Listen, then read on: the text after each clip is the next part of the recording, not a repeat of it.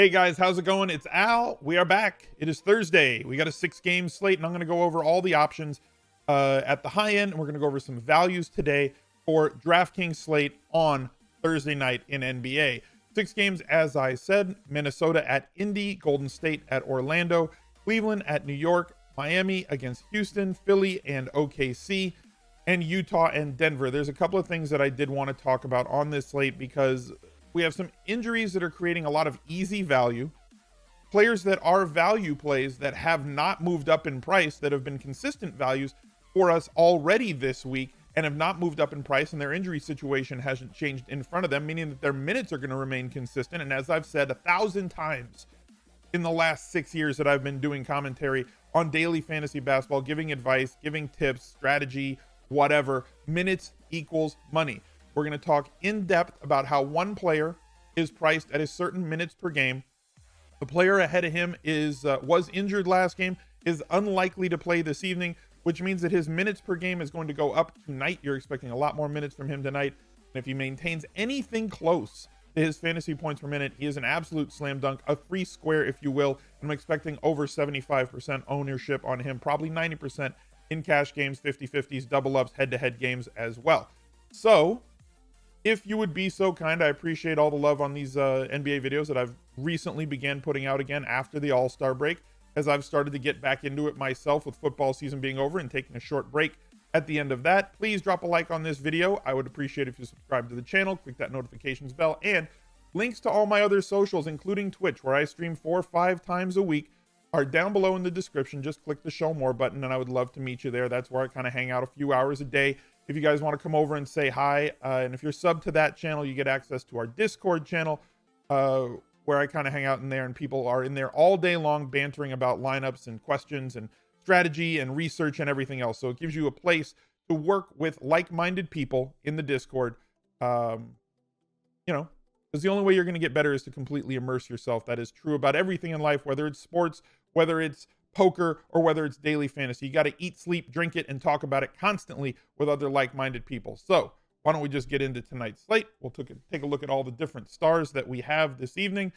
400K big jam, $10 entry fee, 100K to first. Just another day with a 100K prize pool on DraftKings. Seems pretty fun to try and go after for a $10 entry fee, 150 max. If you're a mass multi-entry person like myself, you can go and use an optimizer to build 150 lineups. Probably unlikely that you're building 150 lineups by hand, but if you are delving into mass multi-entry, whether it's 20, 50, 100, or 150 lineups, I've got a video out there that there should be a card on the screen right now, right? Thank you, YouTube. There should be a card on the screen to let you go take a look at that, how to build 150 lineups, how to win by building 150 lineups using the Daily Roto Optimizer. Again, link down below in the description. We're going to start with Russ Westbrook, the triple-double machine himself, and his massive streak of triple-doubles where he was absolutely on fire, although not scoring a ton of points, right? These were low-scoring triple-doubles. Still gave you that 55, 60-point floor, which has basically been his average this season, and with the workload going back his way, playing monstrous amounts of minutes, and now, more recently, taking more shots, giving him an even higher floor if he is going to be asked to carry more of the scoring load currently, as opposed to Paul George being the primary scorer on the team and Russ Westbrook kind of resting a little bit more offensively, just kind of doing the things that he does and not having to take 25, 30 shots a night. If he's going to get back to the Russ Westbrook that shoots the ball 20 to 30 times every night and still threaten for triple doubles with his massive rebounding ability, his high assist percentage on this team, and his usage rate climbing in the last few games, with 3 of the last 4 being above 29 shots in each game, Russ Westbrook looks like the guy to me that I want to try and fit in. Now, as I said, there's enough value out there to fit 1, if not 2 studs. It might be an ultimate stars and scrubs night.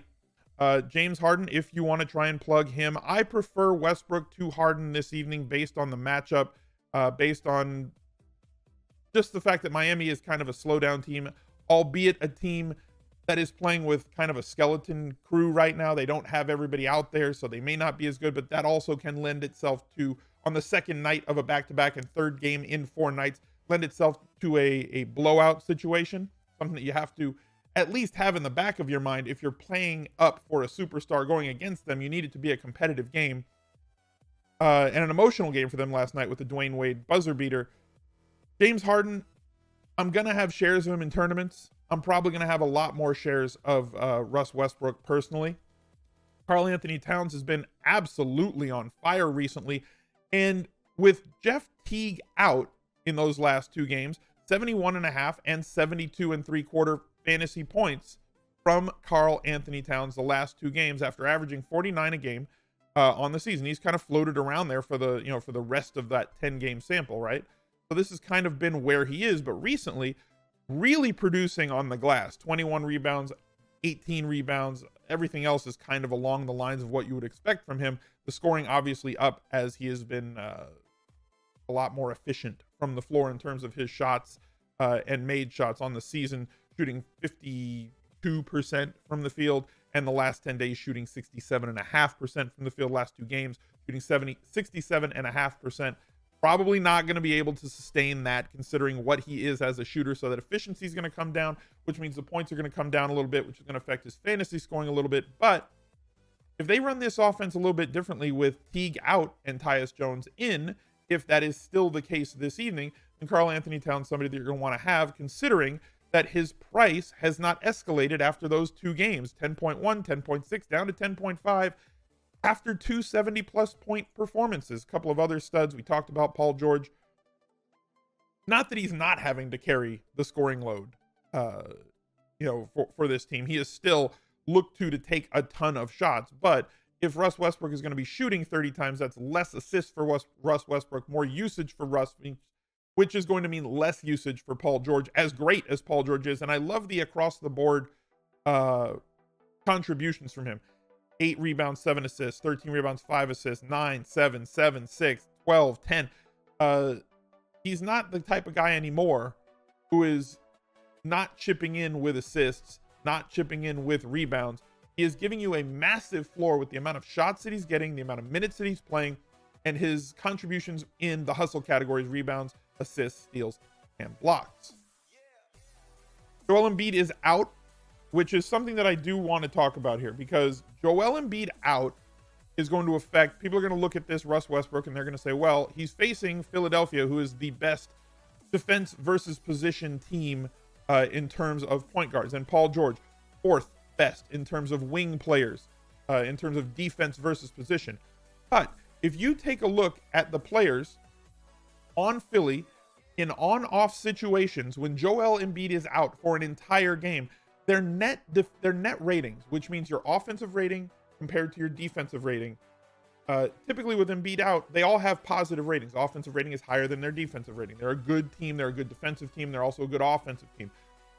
Offensively, they kind of stay the same with Joel Embiid personally. Ben Simmons, Redick, Butler, TJ McConnell, all these guys, right? And it's a smallish sample size because you're talking about 6-7 games for most of these guys playing without Embiid.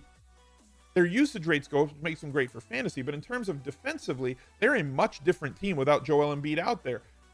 Net rating for Ben Simmons without Joel Embiid of minus 9.6 in 7 games that he's been out. JJ Redick minus 14.4. Jimmy Butler minus 2.5. TJ McConnell minus 14.3. Jonah Bolden minus 22.7 differential between his offensive and defensive rating. This is not an outstanding defensive team when Joel Embiid is not out there, and that is why I really like Russ Westbrook and Paul George even more this evening, because with Embiid out, it creates a situation where they can really thrive. You guys know how much I love Nikola Jokic. I'm not going to fade him. I don't even care if it's against Utah. Obviously, I'm not going to have as much of him as I would against somebody else. But, I mean, 20, 10, and 7 on the season. If he has a disappointing game, you're talking about 45 fantasy points at center. Now, can we do better than that? As I've said, yes, you can get 80 points, but you're going to get Jokic at a lower percent owned this evening because of the matchup, because of people perceiving Utah with Gobert and Favors in the middle differently. So if he would be 30 to 40% owned on normal nights, 25 to 40% on a normal night, you might get him at 10 to 20% owned tonight. Again, if you can get a triple-double threat at a lowered ownership and he has a monster game against a solid team, fine. Vucevic against Golden State, interesting on a shorter slate. He's had an absolutely monstrous year and comes in at less then Karl Anthony Towns and Nikola. And then we've got a couple other guys, obviously Durant and Curry on the second night of a back-to-back. Ben Simmons playing without Joel Embiid. So let's plug Westbrook. And there's one other guy that's really popping for me today, and it's Kevin Love going up against NYC. I know he's not a stud player, but he is the player that I really want to plug in here at 6.9K. To me, it's just too cheap for the floor that you're going to get with Kevin Love. Basically a lock for a double-double most nights, averaging one on the season, giving you those bonus points on DraftKings. And he could have a monstrous night in the Garden against New York, who really can't defend anything at all, especially in the post. An easy night for Kevin Love. Could see increased assists as well, as he is a great passer, as has been storied for his entire career. An easy plug and play here for me at 6.9K. Now, looking at the value plays that we're going to have to go after to try and get these guys in the lineup, I'm going to start with the easiest one on the board. Miami, I mentioned, is playing without as many people as possible. Bam Adebayo, averaging 31 minutes. Had 31 minutes in the last game with everybody pretty much injured. Played 21 minutes the night before. On the season, averaging 22 minutes per game. And because of everyone else that's injured, his usage rate is going up a little bit. He is being used a little bit more. Double-digit points in both of the last two games. Double-double in one of those two games. Price hasn't gone up. 3.8, 4K, 4K again this evening. He is a plug and play. He was over 80% owned in the 1500 last night, or I think he was over 75% owned in the 1500 last night. An easy plug and play against Houston in a pace up situation.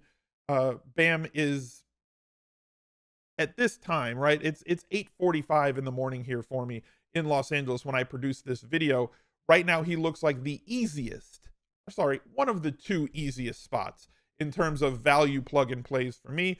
The second one, another easy spot, Raul Neto with Ricky Rubio leaving last game with injury. Raul played 17 and a half minutes in last game. Now, if Ricky Rubio's hamstring is still gone today, he does have a questionable tag by him. I am expecting him not to play, as are many other people that produce projections and if-then statements. The prevailing thought is that he is going to sit tonight. If he sits, Neto should start at point guard. If he starts, he should play 28 minutes in tonight's game. He is averaging 12 minutes on the season. He is 3,200 tonight. He is averaging just under a fantasy point per minute. If he plays 25 to 30 minutes in tonight's game, 3,200 means you need him to score what? 18, 19, 20 fantasy points to achieve value threshold for that salary. Another player that looks like he's going to be extremely, extremely highly owned on tonight's slate. He reached value against the Clippers in 18 minutes at this salary. If he plays 25 to 28 minutes, he will easily reach value at this salary, with a possibility of, if he has a bad game and scores 16 fantasy points, it still doesn't kill you. Like, if he gets 30, great, and he 10x's his salary. If he gets 15, he missed by 4 fantasy points on his value and does not kill you. Very safe play. Going to be extremely highly owned this evening. And just another one, Tyus Jones. We've talked about the injury situation there with Jeff Teague missing the last 3 games actually. Tyus Jones's minutes 28, 31, 37 on the season, averaging 21. If he plays 30 plus minutes in this game, you can expect him. I talked about this on yesterday's first look.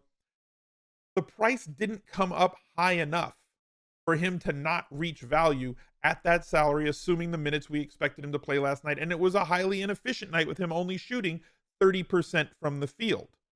If he gets the 10 shots that he's gotten each of the last 3 games with Jeff Teague out, if he plays 30 to, let's say, 28 to 33 minutes in tonight's game, if Jeff Teague is out, and I'm going to play this as though Jeff Teague is out, starting from right now on the first look, he's another easy value reach, as his salary right now, based on the role with Teague possibly out, should be $5,500 or $5,700. He is priced at $4,500. This is still a misprice, same as it was yesterday.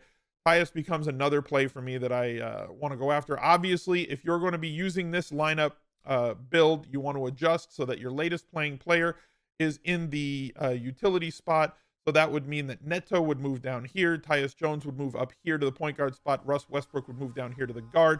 as you always want to adjust your lineups, use those flex spots, guard, guard, forward, and utility with your latest playing player, with the absolute latest playing player placed in your utility spot to take advantage, or to put yourself in a position to best be able to take advantage of late swap in case an injury occurs, or you just want to make a change in your lineup because somebody has you blocked.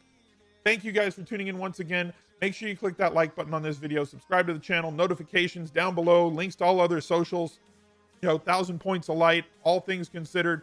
Y'all know the drill. Thank you for tuning in, and I'll see you tomorrow. Bye.